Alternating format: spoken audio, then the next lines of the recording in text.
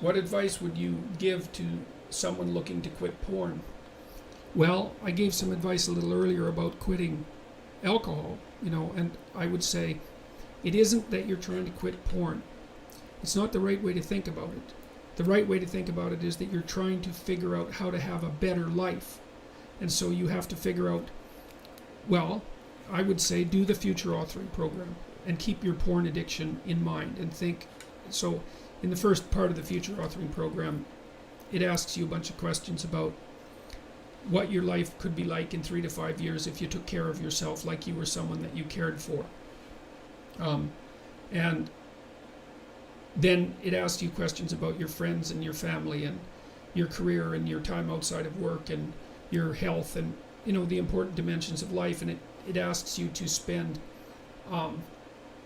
20 minutes writing about how good your life could be in 3 to 5 years if you got your act together and did what was good for you. And then it asks you to write about the hell you could be in if you didn't. And so I would say you really need to do that, because porn isn't the issue.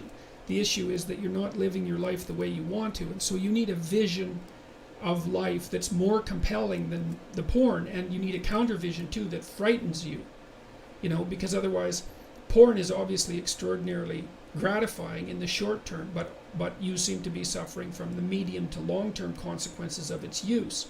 And so you need a story that you can tell yourself that's really deeply thought through about why this is not appropriate for you, how it's hurting you, and how it's minimizing you and perhaps making you embarrassed and ashamed and more socially isolated and all of that. So I would say think about it as cleaning up your psyche and your behavior rather than merely stopping porn. You also might want to write down, and you could do this in the negative vision part of the future authoring program. You got to write down everything bad that you think porn is doing to you, because obviously you have some suspicions that this is not good for you, right? That it's actually harming you in some important way. And so you need to be fully cognizant of what those ways are, and then take them seriously and decide if that's the pathway through life on which you wish to travel. And then I would also say good luck to you. It's a very good idea to identify one of your weaknesses and work on it. You can strengthen yourself substantially by doing that.